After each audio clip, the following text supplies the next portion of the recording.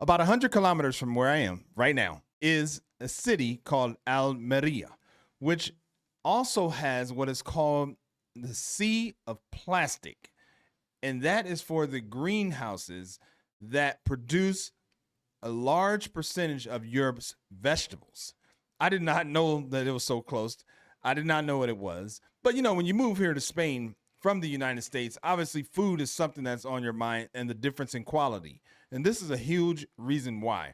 So we're going to watch a video here today called How America's Farms Became Inferior to Europe's. And this is by Business Explains the World. Link will be down below so you can head on over and support their channel. I think it's going to be a super interesting video. Before we get going here, go ahead and give the video a quick like.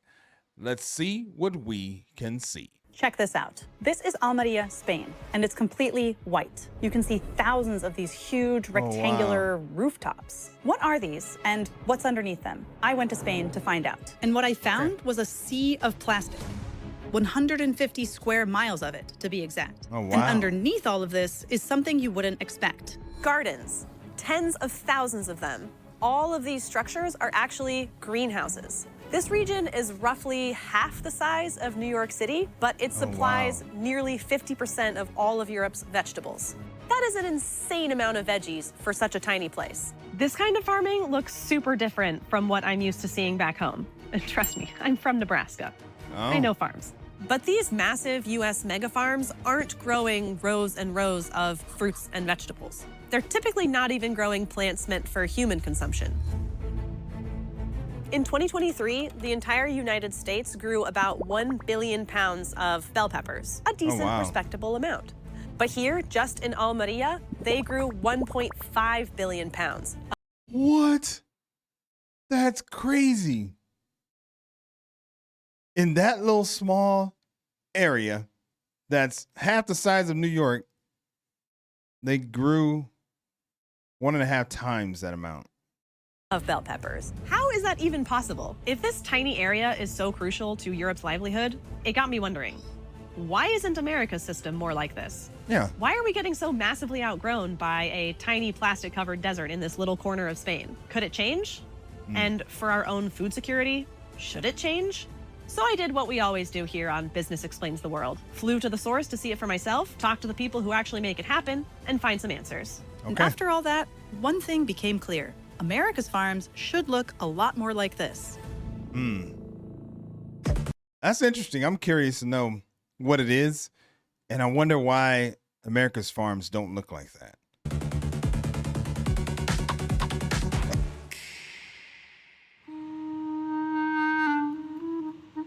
I think I'm the last person on this train. Oh, there's a train that goes out I there? overshot my train ride by a stop, so now I have to take an Uber. Oh, no. So here we are. It's like hard to even film because the sun is just radiating off the plastics. Half of Europe's vegetables come from this area I'm looking at right now. I feel like Simba and Mufasa looking down. You know what you want after 30 hours of travel is a vegetable. Oh.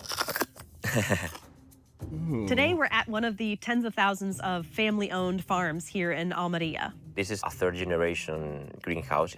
It was from my grandparents. So agriculture, let's say, is running through my veins, in my blood, you know? Third generation. So, I mean, that means that these have been there for a while. Does this go all the way down there? Yeah. Oh my gosh, this is a boatload of peppers. Standing here, it's hard to believe that this region used to be one of the most barren places on the continent. Almeria is part of the only true desert in Europe. Its big, dry, rugged landscapes were the settings for some of our early spaghetti westerns and big blockbusters.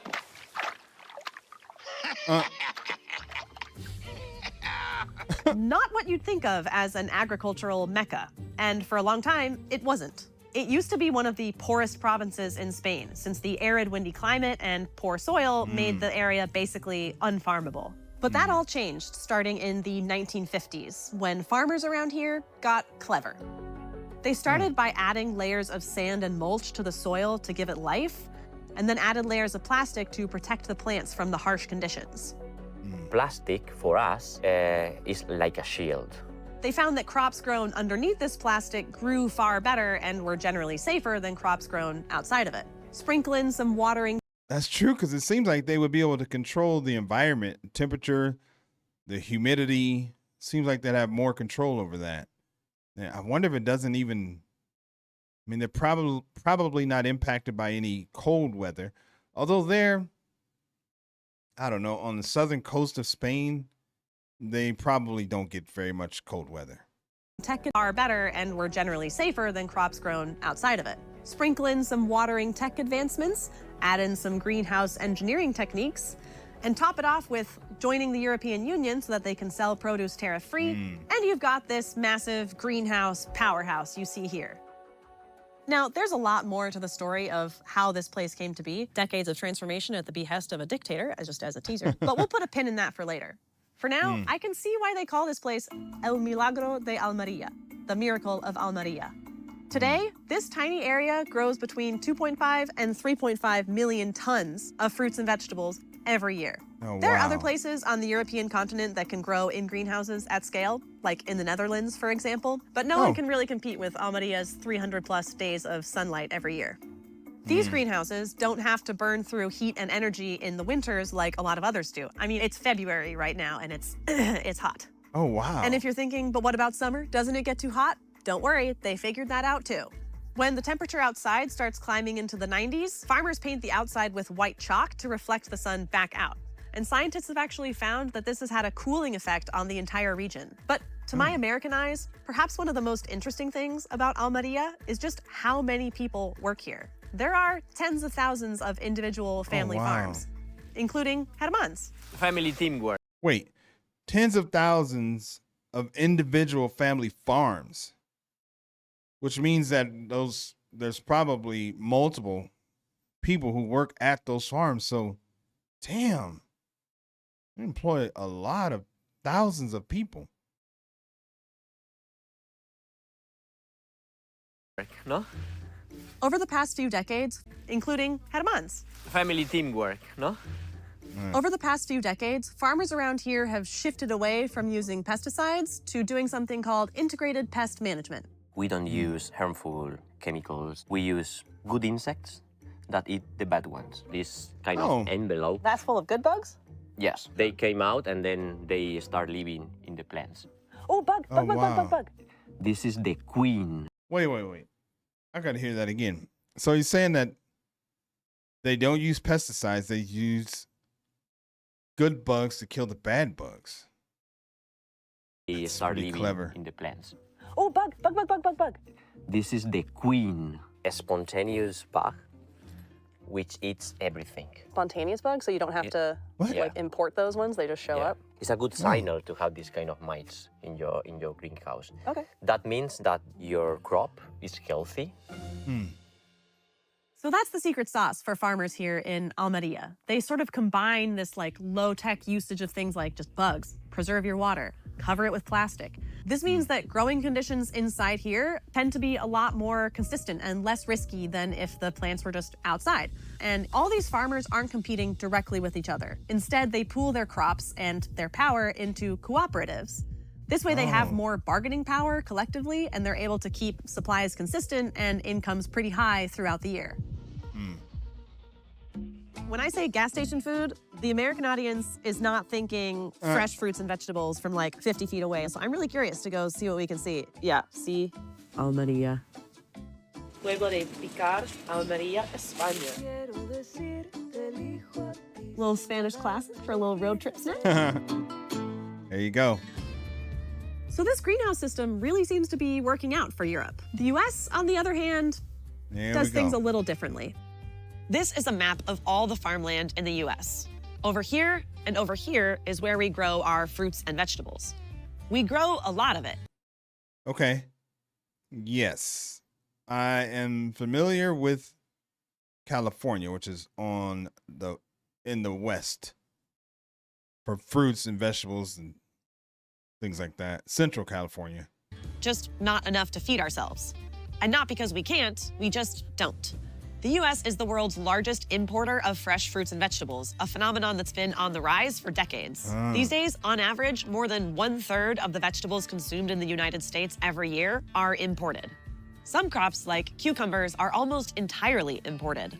Our most fertile soil is here, and I grew up here, so I know what I'm talking about. But instead of diversified rows of fruits and vegetables like these, our farmland is dedicated to huge monoculture crops. These are crops like corn, wheat, and soybeans. They're called commodity crops because they're not really meant for human consumption. Instead, they're processed into animal feed and biofuels and things like that. And while massive farms stretching for miles might sound great for that specific purpose, they have some serious downsides. Monocultures strip soil of its nutrients, rely heavily on chemical pesticides, and generally leave the plants more exposed to climate shocks and disease. But there's a reason our biggest farms look like that, and Almeria's look like this. It all goes back to how each country responded to a crisis. The 1930s, kind of a tough time all over the world, and the US and Spain were no exceptions. Each was reeling from post-World War I societal shifts, economic collapse, and, in Spain's case, a violent civil war that established the Franco dictatorship. You have placed Spain in my hand, he has told the fascists, and I assure you that my hands will not tremble. In each country, the government stepped in to shape the future of agriculture. The results, almost 100 years later, could not be more different. First, the US. In the 1930s, the nation's farmers were in a real bind.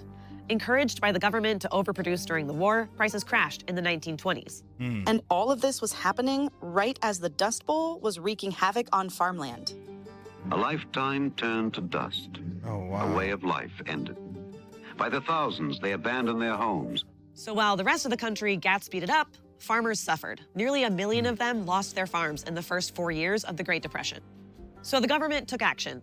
In 1933, FDR passed the Agricultural Adjustment Act, which later evolved into the Farm Bill. Things on the farm are not as good as they should be, as good as they ought to be, or as good as they will be. In short, the government gave farmers loans if they grew less crops. Then they bought up the excess and stored it until prices recovered, but only for the big commodity crops. Wait, so they gave them money if they... I want to hear that again. Will be. Bill. Things on the farm. The Agricultural Adjustment Act, which later evolved into the Farm Bill. Things on the farm are not as good as they should be, as good as they ought to be, or as good as they will be. In short, the government gave farmers loans if they grew less crops. Then they bought up the excess and stored it until prices recovered, but only for the big commodity crops we've talked about before, things like corn, wheat, and also cotton. So they gave them, if they grew less crops, they gave money. So they tried to consolidate, maybe to have with fewer farmers or something like that. Sounds like Cotton, hogs, and dairy.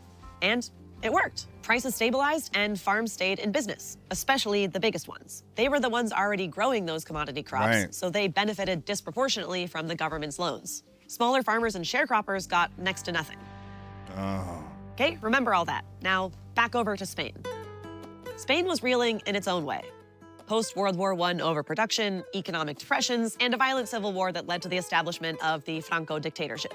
El trabajo, estimado como el más ineludible de los deberes, será el único exponente de la voluntad popular. At this time, Spain's economy relied heavily on agriculture, but not here in Almeria, not yet. For years, there had been ongoing efforts to irrigate this land with water from elsewhere, but most of them failed. And if they didn't fail, they were prohibitively expensive. There was a lot going on here, but basically the Franco regime established something called the National Institute for Colonization to help sort of revitalize and grow the agricultural sector. But their goals for Almeria basically boiled down to two things. One, bring in more people to farm the land, and two, make that first one actually possible by developing new farming and irrigation techniques. While the INC fell far short of its stated goals, this area was nonetheless transformed, with thousands of hectares of new farmable land across about 130 new villages. In 1963, inspired by similar work in the Canary Islands, 2 INC scientists supercharged progress by wrapping a plot of land in plastic.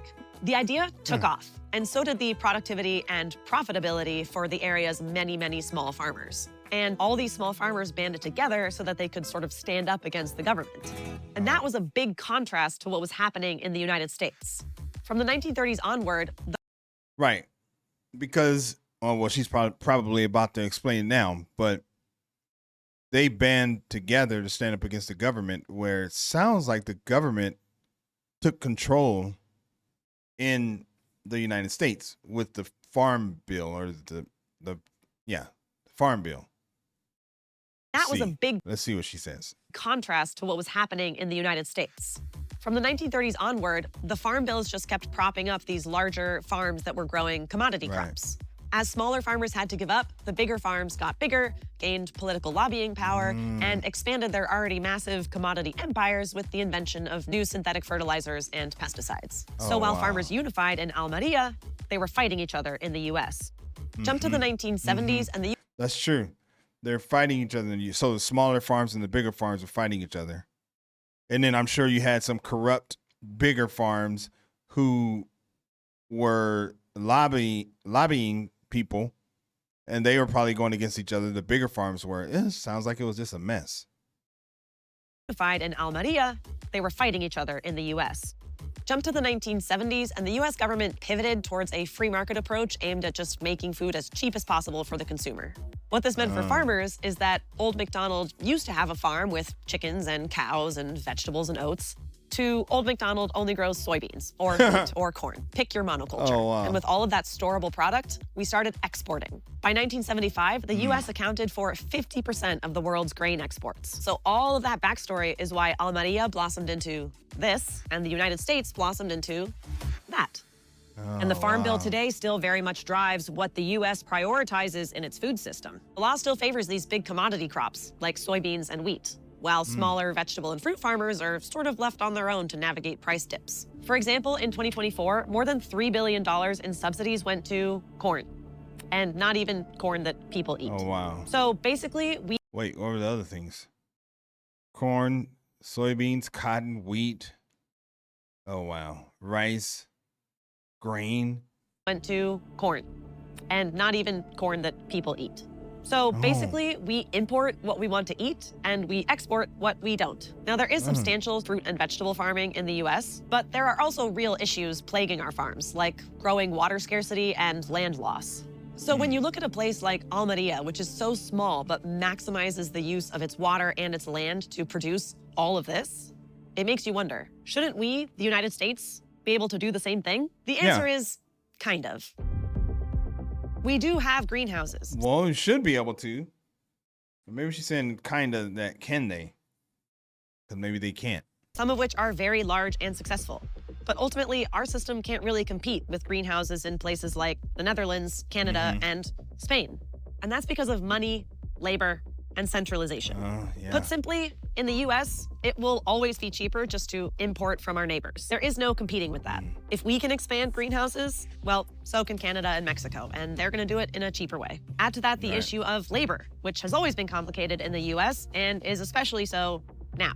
The hard work of agriculture is mostly done by migrants, but our visa system is super complicated and pretty controversial. And finally, centralization. Greenhouse hubs in the Netherlands, Canada, and here are Wait, okay. That's true. The labor is done by migrants, but I guess that's not how it is. Well, obviously that's not how it is in Almeria, but is it that way in the Netherlands and Canada? I wonder. Probably not. So, I mean, which that kind of changes everything, because one of the problems you have in the US is you have migrants who are there illegally, which a lot of people have problems with that, but it kind of gets swept under the rug because of the job that they're doing, and no American is going to do their job because it doesn't pay a lot. So anyway. all built as these very centralized hubs where you have everything you need within a very short distance. The product, education, research, workers, distributors, they're all right here. Imagine if you're a supplier and you go to a place and all the greenhouses are there, how much easier that makes your job to sell to many customers. And now you're going to set up an office in that area. So sort of it's a chicken and the egg situation. The US has a lot of catching up to do. And doing that with our entrenched system and our powerful farm lobby will be tricky. The loudest person with the most money in America gets the change to happen. And that's not the same in other countries. When talking about change, it might be helpful to look back at a place like the Netherlands and ask, how did they get this system in the first place? It's simply because in World War II, they starved. During the winter of 1944, a Nazi blockade cut off food, triggering a famine that killed 20,000 people and pushed millions more towards the brink of starvation. After that, the Netherlands vowed that nothing like that could ever happen again. So securing their own food supply became a national priority. We see this kind of adaptation throughout history following food shortages. Even in the US, there were victory gardens meant to boost our domestic food supply during and after the World Wars. Urban farming spread across Cuba after a seed blockade left the country stranded. And as recently as COVID, tourism towns in Thailand that lost their income transformed empty plots into community gardens to help feed their neighbors. We as humans create the most innovation when we face the most extreme and dire circumstances. And here in Almeria, all of this came about from trying to transform an inhospitable desert during desperate times. There is no perfect farming solution. This model has its own issues, many of which echo problems we have in the US. But we have to figure it out because there is another existential threat looming. According to the United Nations, by 2050, farmers across the globe need to produce 70% more food than they are right now to feed the population. Add to that, scientists also predict by that time, a lot of our topsoil will be so degraded that it will be basically useless. We have to take steps towards more controlled environment farming practices. We literally don't have a choice. So it's not all hope is lost, but they better do something or it will be lost. So they got to start planning. And probably has something to do with climate change, I'm sure, which automatically means that the U.S. might not be in favor of it towards more because of their beliefs, depending on who's in power, but depending on they might not be in favor of it, depending on who is in power, and because they, Anyway, let's keep going. Controlled environment farming practices. We literally don't have a choice. The next farm bill is expected to pass this year, and it will dictate the food, farming, and conservation practices that the government prioritizes for the next 5 years. Right now, many of the already limited programs for indoor agriculture and greenhouses have been stalled by the Trump administration. Farming policy is often born out of crises. A nation that can't feed itself will die, so it must adapt. Do we just have to wait for another tragedy to strike the United States for us to change how we do things? I, for one, don't want to do that. So if farming policy is responsible for where we are today, maybe farming policy is the only way out. Oh, wow. Man, that was super interesting. There wasn't really much to say on that one because she was giving a lot of great information. But that is pretty incredible. And you can see why the quality of the food is so much better here in Europe. That was a perfect example. They don't use pesticides.